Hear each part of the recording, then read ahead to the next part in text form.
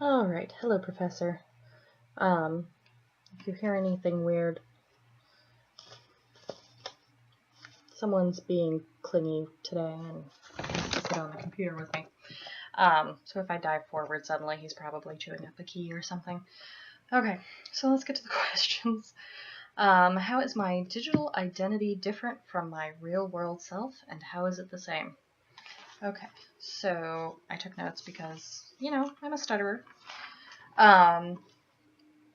So my digital identity versus my real-world identity. I am definitely more outgoing on the digital spectrum of things. I am a bit of an introvert. That's an understatement. And, I'm just way more outgoing and outspoken online just because I don't have to see the people I'm talking to at all times. I can just imagine it or not imagine it, however I prefer. I don't go out of my way to trash people or anything like that, but I'm more likely to state an opinion online than I am in person. Also part of that's my job, because most of the time when I'm around people, it's at work, and I do not talk politics at work, especially with customers. So things like that, that's the sort of differences there. So you're actually a lot more likely to find my true opinions of things online, whereas, if it's in person at work, I'm going to probably tell you what I think you want to hear. But it is the same in that, both do reflect some of my personality equally. I'm a bit sarcastic in both, online and in person. Easygoing, insecure, so on. I mean, these are things that you can tell either way. So my digital personality is just more of everything, really. And I'll get into that later on more in the video with another question. All right. Question number 2, consulting the phone. How does technology enable you to more fully express a specific dimension of your identity? Again, introvert with social anxiety.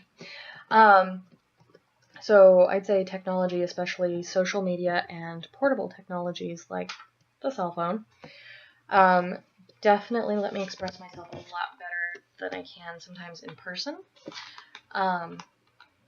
A lot of people just think I'm some weird quiet chick.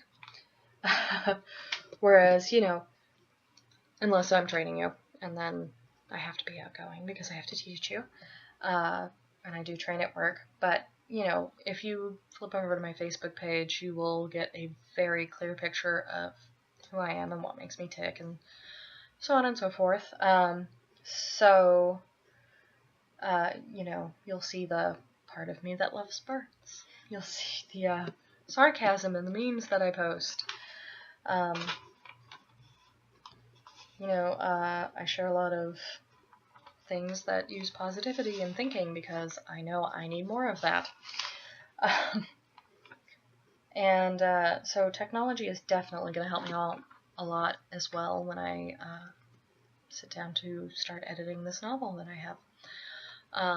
Not only will it, make it easier for me to keep sane while I'm typing away and I go to look for, don't you chew that. And I go to look for, some sort of outlet to get my mind off of things or refocus. I can, just switch screens and chat with people. And that will definitely help my writing because there's nothing worse than a cooped up writer. It'll also spare my aching wrists. Okay, number 3. How does technology govern, influence, or shape my identity? Well, for one thing, the electronic leash, as I call it. So, it, shapes all sorts of aspects of my life. It's alarm clock, it's a calendar, it's my personal assistant. It allows me to talk to people when I'm, otherwise not able to, or connect to people that are halfway across the world that I love and adore. So really, technology is a huge part of my life. It's rare that you will find me without this thing. And it really has helped me, I'd say technology as a whole, not just the cell phone, but the computer, the internet, and all sorts of other technologies throughout my life, the car, have really just allowed me to change and grow and blossom, I guess, in a way. Alright, number 4. This one I had a little trouble answering. How is my digital identity a product of the social and technological context in which I live? Okay, so I've kind of been living and growing as technology has gone from, cell phones the size of the laptop computer I'm recording this on, to, everyone has a cell phone, and just exploding technology everywhere, and tablets the size of my hand being able to do ridiculously large amounts of things. So I'd say probably my digital identity is different than someone who grew up with all of these things. Just because, I do remember a time when we were told, go play outside, it's good for you. I'm also still the young enough generation that I definitely feel the social pressures of having the new phone or the new app and that sort of thing. I don't feel it quite that often, but like I installed Snapchat the other day. I'm not even entirely sure why, it just kind of looked fun, and everyone's like, oh, we all have it, you should totally do it.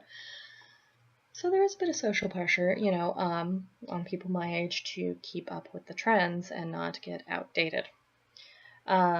So I guess the sociological and anthropological take on this for me would be that the social influences definitely play a large role on the technological influences, especially the use of technological systems that have recently blown up, I guess.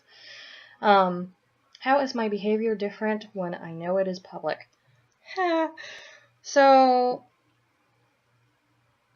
once in a blue moon, someone will say something to me online that just really makes me realize that, it's not just me on Facebook.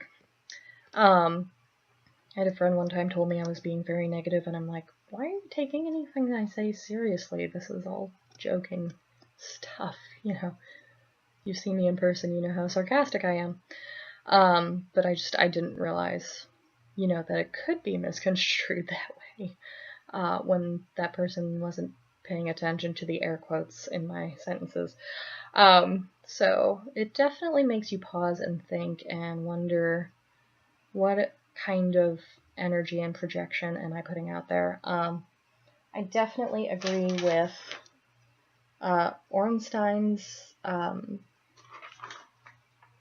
playing a role scenario.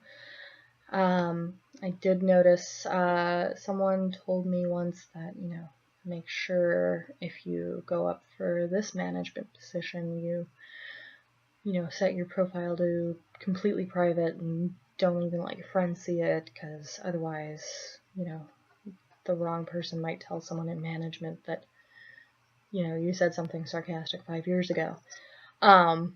So there was a little bit of a surge in positive memes about positive thinking and leadership and that sort of thing.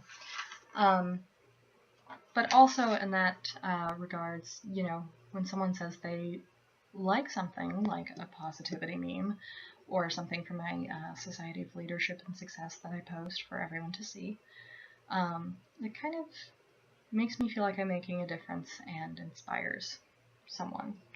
If you can help, why not? So sometimes it's good different, sometimes it's bad different. It kind of depends on the context. Alright, last question. I am pushing that time limit way out the window. How does my digital identity affect my sense of who I am as a person? Well, I forget I'm an introvert some days. And then I go and get in social situations and freak out. No, but it also, it kind of makes me want to be a better me in some ways. Because, I do a little bit of the projecting and playing roles online with my positive thinking. and that's because I want to think more positively. But it's definitely, you know, helped me figure out what works for me and what doesn't, and what I need to embrace about my own personality, and what I need to get to the curb. And I think that can be said for everyone, because if you're posting really nasty stuff online, you probably need to work on something within yourself and not something within the internet. Alright, that's it. That's all I got. I gotta get to bed. Thank you very much.